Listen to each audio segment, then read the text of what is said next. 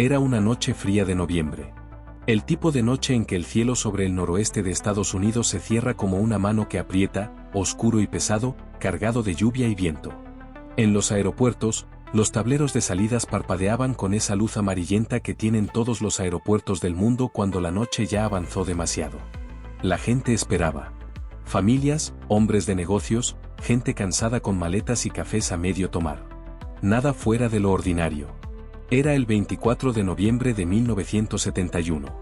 El día antes de Acción de Gracias en Estados Unidos. Uno de los días con más vuelos del año. Todo parecía normal. En el Aeropuerto Internacional de Portland, en el estado de Oregón, un hombre se acercó al mostrador de boletos de Northwest Orient Airlines. No llamaba la atención. Llevaba un traje oscuro, corbata, una gabardina. Tenía unos lentes de sol, aunque ya era de noche. Pagó en efectivo. Le dio un nombre al empleado, Dan Cooper. Compró un boleto para el vuelo 305, con destino a Seattle, Washington. Un vuelo corto. Apenas 35 minutos en el aire. Nadie lo miró dos veces.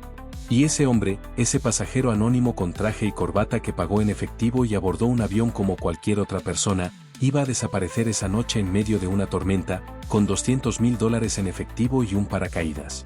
Y nunca más nadie lo volvería a ver. ¿Quién era ese hombre? ¿A dónde fue? ¿Sobrevivió? ¿Sigue vivo en algún lugar del mundo, viejo y callado, guardando el secreto más grande del siglo? ¿O murió aquella noche entre los árboles y el frío, solo, sin que nadie lo supiera? Han pasado más de 50 años. El FBI investigó el caso durante décadas. Se analizaron miles de pistas. Se interrogaron cientos de personas. Se revisaron documentos, fotografías, testimonios.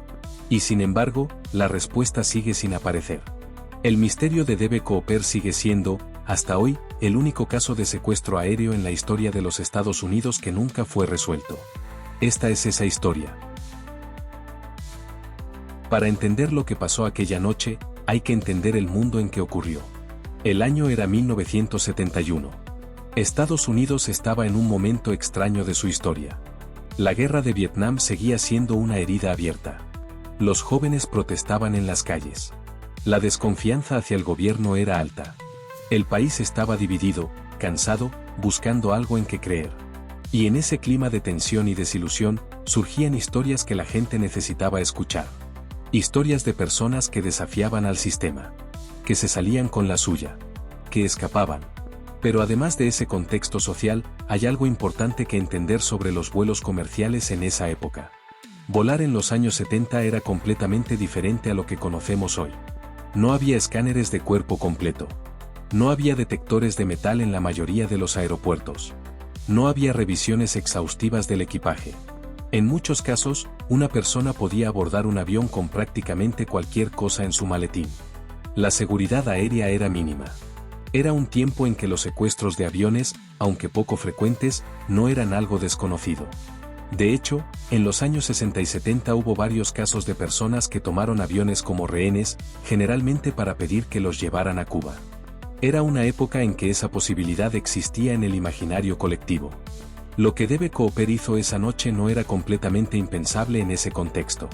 Pero lo que lo hizo diferente, lo que lo convirtió en leyenda, fue la manera en que lo hizo. Y sobre todo, lo que hizo después. El vuelo 305 de Northwest Orient Airlines despegó de Portland a las 2:49 de la tarde. Era un Boeing 727. Un avión mediano, con capacidad para varias decenas de pasajeros. Ese día no iba lleno. Había 36 pasajeros y 6 miembros de la tripulación. Entre los pasajeros, en un asiento de la parte trasera del avión, junto al pasillo, iba ese hombre. Dan Cooper. Traje oscuro. Corbata. Lentes de sol. Poco después de despegar, el hombre llamó a una de las azafatas. Se llamaba Florence Schaffner. Le pasó una nota. Florence, como muchas azafatas de la época que a veces recibían notas de pasajeros que intentaban coquetear, la guardó en su bolso sin leerla. El hombre entonces le dijo algo en voz baja. Le dijo que mejor la leyera. Florence abrió la nota. Lo que decía no era un número de teléfono ni una invitación a cenar. La nota decía que tenía una bomba. Florence se quedó inmóvil por un momento. Luego miró al hombre. Él abrió levemente su maletín. Ella alcanzó a ver lo que parecían ser cables y cilindros rojizos. No pudo confirmar si era real o no. Pero no lo dudó. Siguió las instrucciones. El hombre le explicó lo que quería. Quería $200,000 en billetes usados. Quería 4 paracaídas, 2 de uso principal y 2 de reserva. Y quería un camión de combustible esperándolo cuando el avión aterrizara en Seattle. Florence transmitió el mensaje al capitán del avión, William Scott. El capitán Scott, con calma y profesionalismo, contactó a las autoridades en tierra. El vuelo continuó hacia Seattle. Los pasajeros, en su mayoría, no sabían lo que estaba pasando. Solo Florence y el capitán conocían la situación. El hombre del traje oscuro permaneció en su asiento, tranquilo, bebiendo bourbon con soda. Según los relatos de la tripulación, no estaba nervioso. No sudaba. No temblaba. Fumaba cigarrillos. Era como si estuviera en un vuelo de negocios cualquiera, esperando llegar a una reunión de trabajo. Esa calma, esa frialdad con la que manejó todo, es una de las cosas que más impresionaron a quienes lo vieron esa noche. No era la calma de alguien desesperado. Era la calma de alguien que tenía un plan.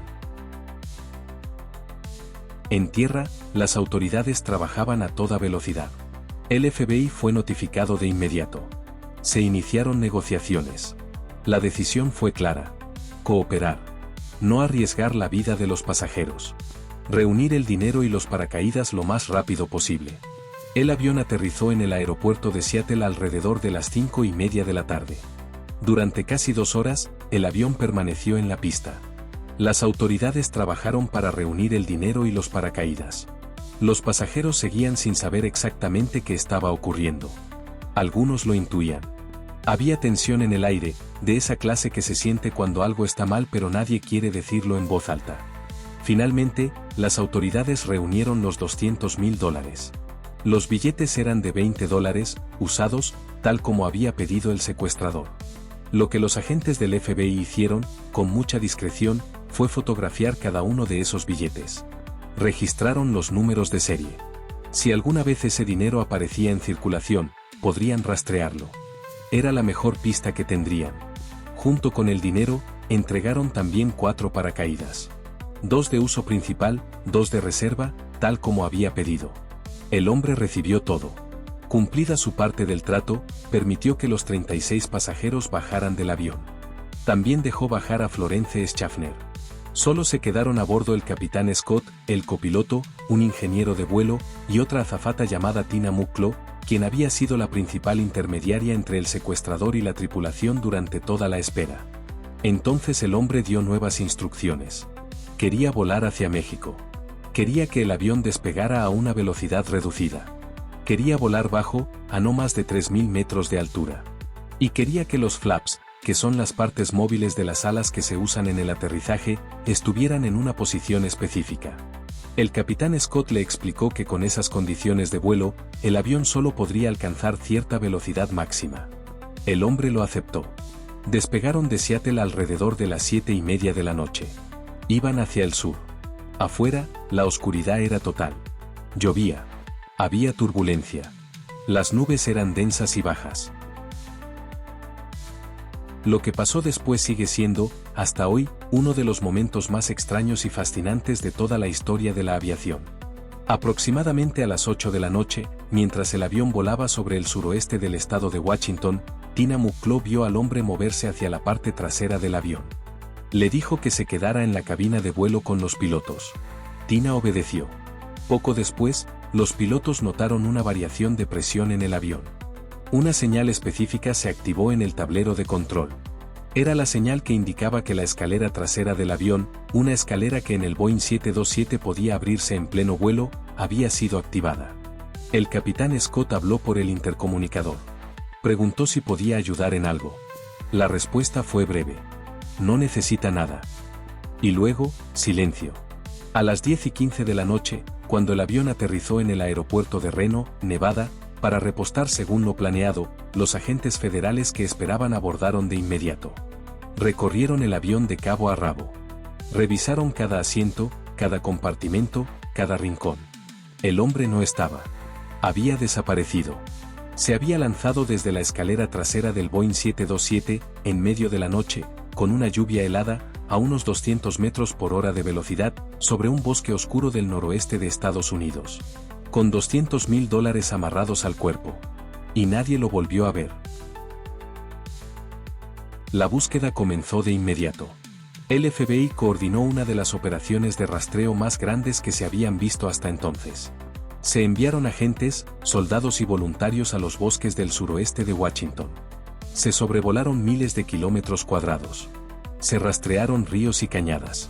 Se buscaron huellas, ropa, paracaídas, cualquier señal de que alguien hubiera aterrizado en esa zona. No encontraron nada. Los días pasaron. Las semanas. Los meses.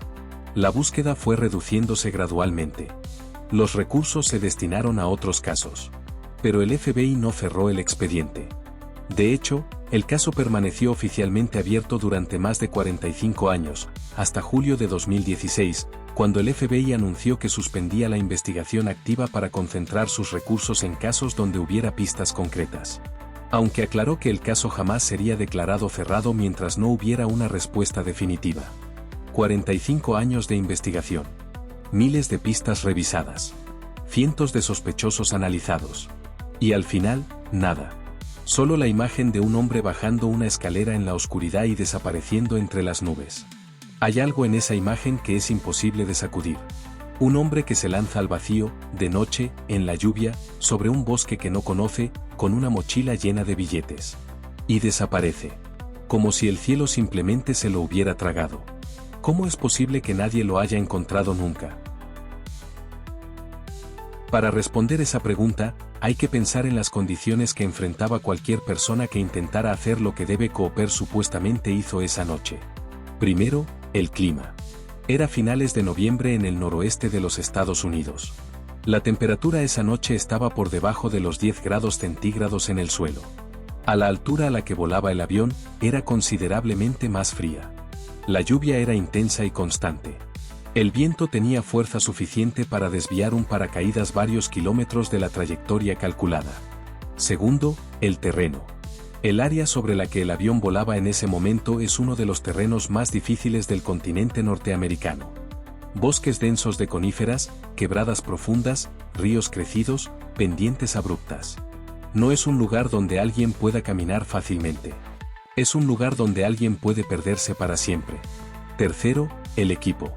Los paracaídas que le entregaron no eran paracaídas militares de alta tecnología. Eran paracaídas civiles. Uno de los paracaídas de reserva, según se descubrió después, era en realidad un paracaídas de entrenamiento que estaba cosido y no podía abrirse. Si el secuestrador tomó ese paracaídas por error, cualquier salto habría sido fatal. Y cuarto, el dinero.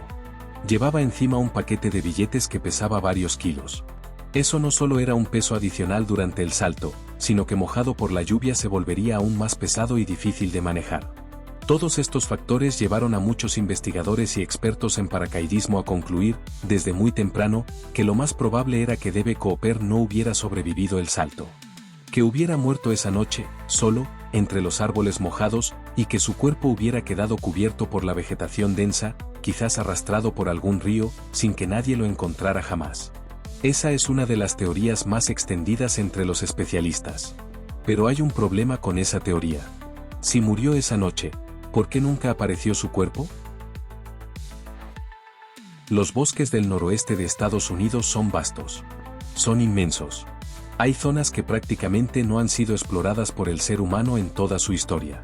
Es posible, técnicamente posible, que un cuerpo cayera en algún lugar remoto y simplemente nunca fuera encontrado. Pero hay algo que complica aún más la historia. En febrero de 1980, casi 9 años después del secuestro, una familia que acampaba a orillas del río Columbia, en el estado de Washington, hizo un descubrimiento extraño. Un niño de 8 años que jugaba cerca de la orilla encontró un paquete de billetes. Estaban deteriorados, casi desintegrados por el tiempo y el agua. Pero eran reconocibles. Y cuando las autoridades revisaron los números de serie, confirmaron lo que parecía increíble. Eran parte de los $200.000 del rescate de Debe Cooper. Se encontraron exactamente $5.880. Una pequeña fracción del total. ¿Cómo llegaron esos billetes al río Columbia? ¿Los arrastró el agua desde algún punto del bosque donde estaba el resto del dinero? ¿Estaba el cuerpo del secuestrador en algún lugar cercano? ¿O alguien había desechado una parte del dinero adrede, sabiendo que era demasiado peligroso usar billetes marcados? El hallazgo abrió tantas preguntas como las que respondió. O más. Porque si el dinero estaba en ese río, en ese estado, sugería que había sido enterrado o guardado en algún lugar cercano al río Columbia durante años. Lo que implicaba que quizás alguien sí había sobrevivido. Quizás alguien sí llegó al suelo esa noche, escondió el dinero, y vivió años sabiendo que tenía $200,000 que no podía gastar. Eso, si es que sobrevivió, habría sido una condena extraña. Tener el dinero y no poder usarlo. Saber que cada billete estaba fotografiado, registrado, que cualquier banco que recibiera uno de esos billetes podría alertar al FBI. Vivir con ese secreto. Vivir con esa historia guardada para siempre. A menos que el plan desde el principio hubiera sido esperar. Esperar años. Décadas. Hasta que la gente olvidara. Hasta que los agentes que conocían el caso se jubilaran o murieran. Hasta que el mundo ya no prestara atención. ¿Pero quién era este hombre? Esa es la pregunta que el FBI intentó responder durante décadas. Y es también la pregunta que más ha alimentado la imaginación popular, los libros, los documentales, las teorías de Internet. Lo que se sabe con certeza, basado en los testimonios de Tina Mucklow, Florence Schaffner y otros miembros de la tripulación, es lo siguiente: el hombre tenía entre 40 y 50 años. Era de complexión media, ni gordo ni flaco. Tenía cabello oscuro, peinado hacia atrás. Ojos que algunos describieron como cafés oscuros. Piel que parecía levemente bronceada o morena. Hablaba con calma, sin acento notable. Era educado. No amenazó ni insultó a nadie. En ningún momento perdió el control. Los investigadores notaron, desde el principio, que su comportamiento era el de alguien con conocimiento de aviación. Sabía cómo funcionaba el Boeing 727. Sabía que tenía una escalera trasera que podía abrirse en vuelo. Sabía las condiciones de velocidad y altura necesarias para un salto. Sabía pedir paracaídas específicos. Esto llevó a muchos a pensar que tenía experiencia militar, quizás como paracaidista, quizás como piloto. O que trabajaba en alguna industria relacionada con la aviación. También sabía cómo manejar el dinero. Pidió billetes usados, de denominación de $20. Los billetes de denominación alta son más fáciles de rastrear porque se usan con menos frecuencia y se recuerdan más. Los de 20 son los más comunes, los más anónimos. Era alguien que había planeado esto. No era una decisión impulsiva. Era un plan que requería conocimiento, preparación y una frialdad mental poco común. Pero más allá de esas características físicas y ese comportamiento, el hombre era un fantasma. No había huellas digitales utilizables en el avión. No había ADN confiable. No había testigos fuera del avión que lo hubieran visto. Había pagado en efectivo. Había dado un nombre falso. Y ese nombre falso, Dan Cooper, se convirtió en el primer gran misterio dentro del misterio. ¿Por qué DB Cooper y no Dan Cooper? ¿De dónde salió ese apodo? Cuando el FBI comenzó a investigar y la historia se filtró a la prensa, un periodista confundió el nombre Dan Cooper con DB Cooper, posiblemente mezclándolo con el nombre de otro sospechoso que se estaba investigando en ese momento. El error se publicó. Y como suele pasar con los errores que se publican en momentos de alta atención, el nombre equivocado quedó. El mundo entero conoció al secuestrador como DB Cooper. Y aunque el FBI sabe que ese no era su nombre real, el apodo se volvió parte de la leyenda. Hay algo poético en eso. Un hombre que usó un nombre falso, cuyo nombre falso fue deformado por error, y ese error se convirtió en la única identidad que el mundo le conoce. Ni siquiera su mentira fue correctamente recordada. A lo largo de los años, el FBI investigó a cientos de sospechosos. Hay quienes dicen que llegaron a revisar más de 800 nombres distintos. Se investigaron veteranos de guerra, pilotos, expilotados de la Fuerza Aérea, trabajadores de aviación, delincuentes con antecedentes de fraude. Se recibieron cientos de llamadas de personas que decían conocer al culpable, o que afirmaban ser ellos mismos DB Cooper. La mayoría eran falsas alarmas, personas que buscaban atención o que genuinamente creían tener información importante. Entre los sospechosos más comentados a lo largo de los años, uno de los más conocidos fue un hombre llamado Richard Floyd McCoy. En 1972, apenas unos meses después del caso de DB Cooper, McCoy realizó un secuestro aéreo casi idéntico. Abordó un vuelo, entregó una nota amenazando con una bomba, exigió dinero en efectivo y paracaídas, y saltó del avión sobre territorio de Utah. Fue capturado poco después porque dejó huellas. Era veterano de Vietnam, paracaidista, tenía conocimientos de aviación. Las similitudes con el caso de D.B. Cooper eran notables. Sin embargo, la tripulación del vuelo 305 revisó fotografías de McCoy y dijo que no era el mismo hombre. Las diferencias físicas eran suficientes para descartar esa posibilidad, según los testigos directos. El FBI nunca lo consideró un sospechoso serio en el caso de Cooper. Otros sospechosos llegaron desde ángulos completamente diferentes. Uno de ellos fue un hombre llamado Kenneth Christiansen, ex paracaidista y ex empleado de Northwest Orient Airlines, que vivió hasta los 70 años y al morir dejó una cantidad de dinero que su familia no podía explicar. Según algunos investigadores aficionados que revisaron el caso años después, Christiansen encajaba con varias de las descripciones físicas. Pero el FBI nunca lo consideró oficialmente como sospechoso confirmado. Hubo también una teoría que circuló durante años sobre un hombre llamado Duane Weber, quien en su lecho de muerte le confesó a su esposa que él era D.B. Cooper. La esposa contactó al FBI. Se investigó. Pero las pruebas no fueron suficientes para confirmarlo. El ADN que se logró obtener no coincidió con el material biológico recuperado del avión. Y así siguió. Una pista que llevaba a otra pista. Una teoría que abría otra teoría. El caso de D.B. Cooper se fue llenando de capas y capas de historias, posibilidades, sospechas. Se convirtió en algo más que una investigación criminal. Se convirtió en una obsesión colectiva. Hay algo en los misterios sin resolver que actúa de manera extraña en la mente humana. No los olvidamos. Al contrario, con el tiempo, los engrandecemos. Los llenamos de significado. Los convertimos en símbolos. D.B. Cooper no tardó mucho en convertirse en un símbolo.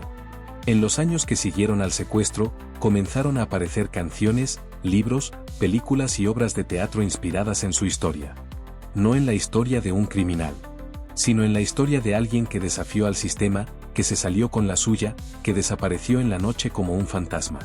En 1976, apenas 5 años después del secuestro, Hollywood ya había hecho una película basada libremente en el caso. Se llamaba The Pursuit of D.B. Cooper. Venía con la cara de un héroe de acción. Ese fenómeno dice algo sobre el tiempo en que ocurrió. Los años 70 en Estados Unidos eran una época de desconfianza hacia las instituciones. El gobierno había mentido sobre Vietnam. El presidente Nixon había caído por el escándalo Watergate. La gente estaba cansada de los poderosos que nunca pagaban por sus errores. Y entonces apareció esta historia de un hombre anónimo que le robó dinero a una aerolínea grande, se lanzó de un avión y desapareció. Sin disparar un solo tiro. Sin herir a nadie. Sin dejar rastro. Para una parte del público, D.B. Cooper no era un villano. Era un antihéroe. Era la fantasía de escapar, de zafarse de todo, de decirle al mundo que te vas y que no te van a atrapar. Esa romantización del caso es, en sí misma, fascinante. Y también es uno de los motivos por los que la historia ha sobrevivido tanto tiempo en la memoria colectiva. No solo por el misterio sin resolver, sino porque el personaje tocó algo profundo en el imaginario de una época. Pero detrás de esa romantización había una realidad más compleja. Porque si D.B. Cooper existió, si esa persona real saltó de ese avión esa noche, no era un personaje de película. Era alguien que llevó a una tripulación al límite del miedo. Era alguien que mostró una bomba a una joven azafata y la obligó a transmitir amenazas durante horas. Era alguien que puso en riesgo la vida de 36 personas inocentes que solo querían llegar a casa para cenar con su familia el Día de Acción de Gracias. Tina Mucklow, la azafata que permaneció más tiempo cerca del secuestrador, habló en algunas ocasiones sobre esa noche. Según información de la época, el impacto emocional de esas horas fue profundo y duradero. No fue solo un vuelo extraño. Fue una experiencia que marcó su vida. Eso también es parte de la historia. No solo el misterio de quién era el hombre, sino lo que dejó a su paso. En 2007, el FBI hizo público algo que había guardado por décadas, una muestra de ADN obtenida del avión, supuestamente del secuestrador. Era una muestra tomada de los cigarrillos que el hombre fumó durante el vuelo y de una corbata que dejó olvidada, o quizás abandonada adrede, en su asiento. El anuncio generó mucha expectativa. Con técnicas modernas de análisis genético, la muestra podría compararse con sospechosos. Podría, en teoría, resolver el caso. Sin embargo, la muestra nunca produjo una coincidencia definitiva. Ya fuera porque el perfil genético era demasiado fragmentario, o porque la persona que buscaban nunca fue incluida en ninguna base de datos de ADN, lo cierto es que esa pista tampoco llegó a ningún lado. Esa corbata abandonada, sin embargo, seguía siendo fascinante para los investigadores. Porque no era una corbata cualquiera. Era una corbata de cierta calidad, de un diseño específico, que podría haber sido fabricada por alguna empresa en particular. Con los años, algunos investigadores intentaron rastrear el origen de esa corbata para identificar a su dueño. En 2011, un grupo de investigadores aficionados utilizó análisis avanzados de la tela y encontraron pequeñas partículas metálicas en la corbata que, según ellos, eran consistentes con ciertos metales industriales usados en la fabricación de aviones. Lo cual, si era correcto, sugería que el hombre podría haber trabajado en alguna industria aeronáutica o de titanio. No era una conclusión definitiva. Era una pista más. Otro hilo suelto en una madeja que nunca había tenido un final.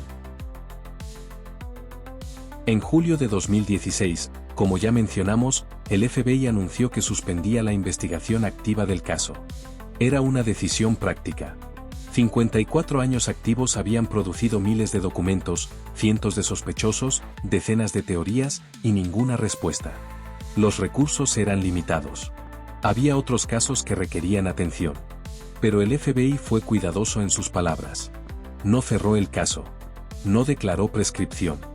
No dijeron que la persona estaba muerta. Dijeron que suspendían la investigación activa. La puerta quedó entreabierta. Y los investigadores aficionados, los periodistas, los escritores, los entusiastas que llevan décadas obsesionados con este caso, no se detuvieron. Siguen activos hasta hoy. Hay comunidades en Internet dedicadas enteramente al caso de D.B. Cooper. Hay grupos que rastrean registros, que buscan documentos, que analizan testimonios. Hay personas que han dedicado años de su vida a intentar resolver lo que el FBI no pudo. Hay algo conmovedor en eso. Y también algo revelador de la naturaleza humana. No podemos dejar los misterios sin resolver. Especialmente los que tienen forma de persona. Porque cuando una persona desaparece sin dejar rastro, sentimos que hay una historia incompleta. Que falta un capítulo. Que en algún lugar del mundo, o en algún momento del tiempo, está la respuesta. Y queremos encontrarla. ¿Y si la respuesta nunca llegara? Esa es una posibilidad real. Si D.B. Cooper murió esa noche en el bosque, y si su cuerpo fue destruido por el tiempo, la lluvia, los animales, la vegetación, puede ser que nunca haya rastro físico suficiente para identificarlo. Si vivió bajo otro nombre, si se reinventó, si murió décadas después sin confesar a nadie, puede ser que la historia muera con él. Los $5.800 encontrados a orillas del río Columbia siguen siendo el único rastro físico del dinero robado. El resto, $194.000, nunca apareció. No en ningún banco, no en ningún mercado negro conocido, no en ningún lugar. Esa cantidad de dinero, si hubiera sido usada, habría dejado alguna huella. Y no la dejó. Eso es lo que más inquieta a quienes siguen estudiando el caso. No es solo que la persona desapareciera. Es que el dinero también desapareció. Y el dinero, a diferencia de los cuerpos, es mucho más difícil de esconder para siempre. A menos que esté todavía en algún lugar. Enterrado. Guardado. En una caja, en un sótano, en algún rincón de un bosque que nadie ha pisado. Esperando. Con el paso de los años, han surgido personas que dijeron saber la verdad. Hijos que afirmaron que su padre era D.B. Cooper. Hombres ya viejos que dijeron en entrevistas ser ellos mismos el secuestrador. Ninguno pudo ser verificado. Ninguno encajó con todas las piezas de la historia. El ADN no coincidió. Los testimonios tenían inconsistencias. Los detalles no cuadraban. Pero hay algo que sí es común a muchos de esos testimonios, la sensación de que la persona que buscaban era alguien ordinario. No un maestro criminal. No un genio del crimen organizado. Era alguien normal que un día tomó una decisión extraordinaria. Que planeó algo con mucho cuidado. Que se atrevió a hacerlo. Y que luego, de alguna manera, desapareció del mundo. Esa es la imagen que más persiste. No la de un supervillano.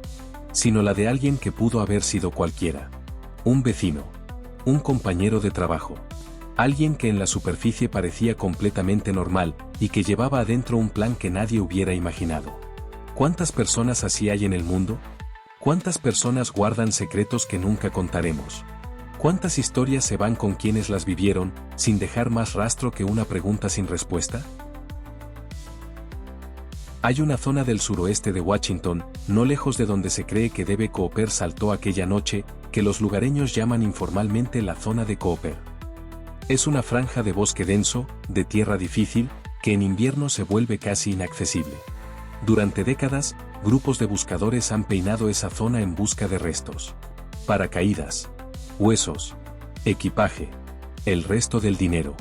Hasta hoy, nada. Pero cada año, cuando el aniversario del secuestro se acerca, la gente regresa. Las mismas preguntas. Las mismas hipótesis. La misma esperanza de que esta vez aparezca algo.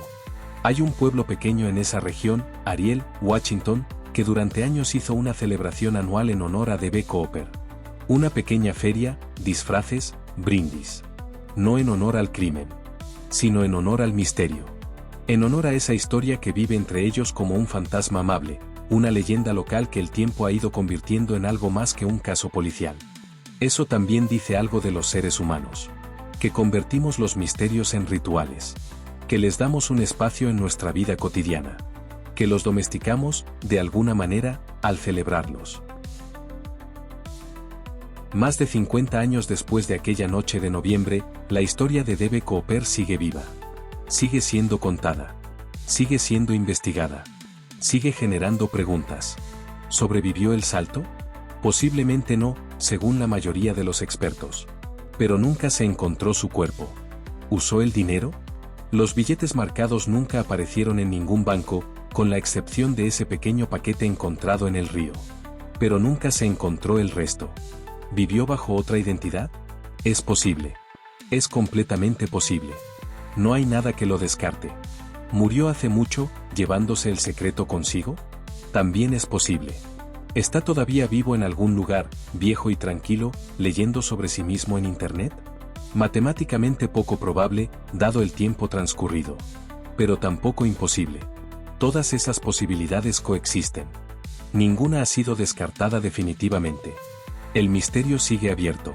Y quizás eso, de alguna manera extraña, es lo que le da su poder. Hay misterios que el tiempo resuelve.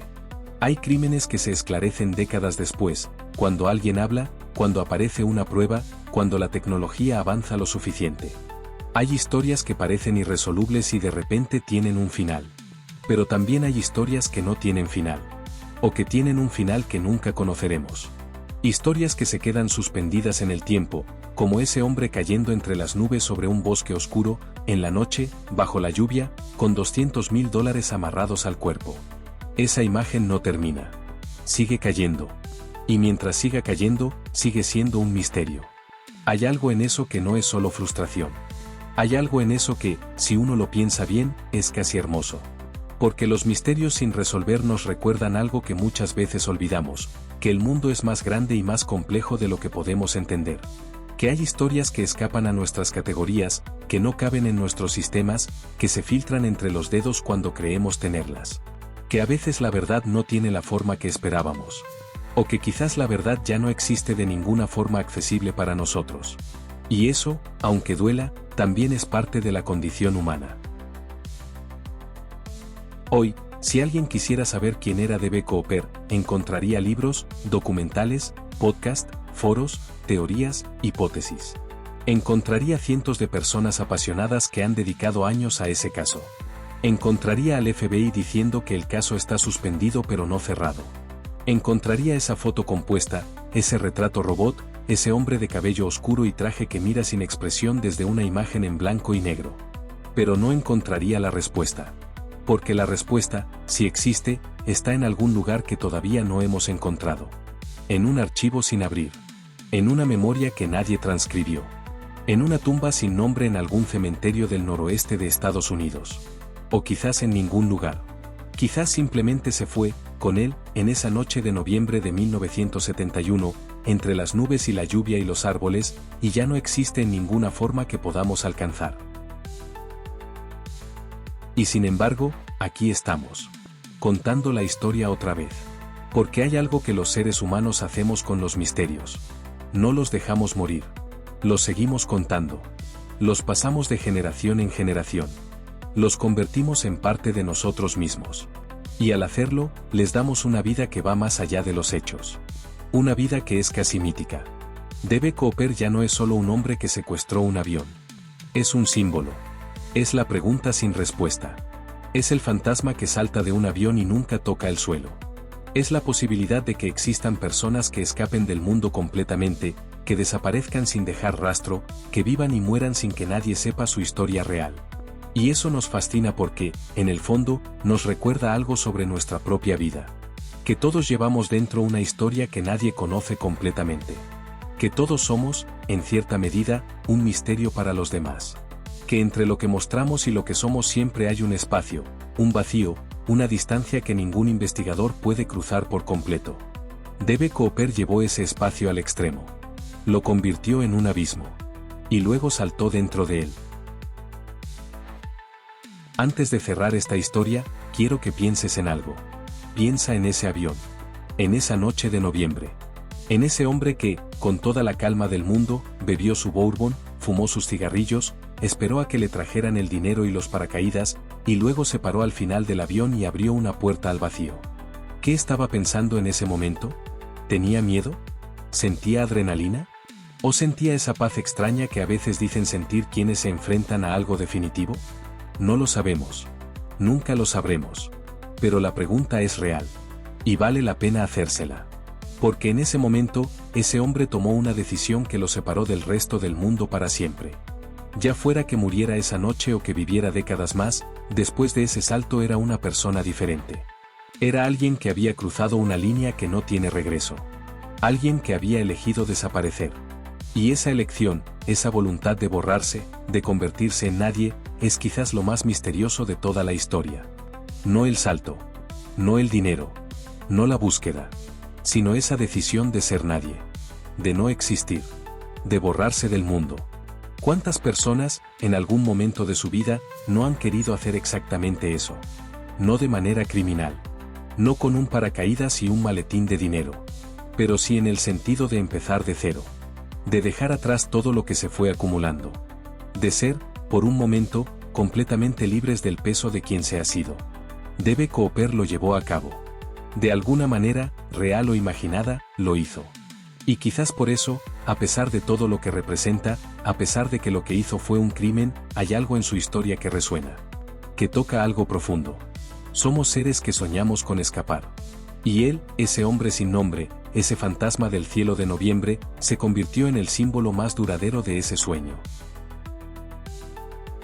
Eso es lo que queda, después de más de 50 años. No una respuesta. Una pregunta.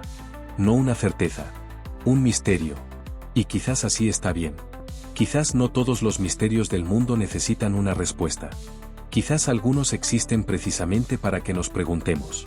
Para que nos detengamos un momento, en medio de nuestras vidas llenas de rutina y prisa, y miremos hacia el cielo y pensemos en ese hombre que cayó entre las nubes y nunca volvió. Para que sintamos, aunque sea por un instante, la enormidad del mundo que no conocemos. Hay algo en los misterios que nos hace más humildes. Que nos recuerda que el conocimiento tiene límites. Que la verdad no siempre está disponible.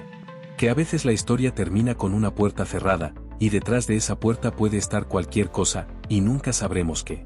Y en esa incertidumbre, si uno aprende a quedarse sin angustiarse, hay una paz extraña. Una aceptación.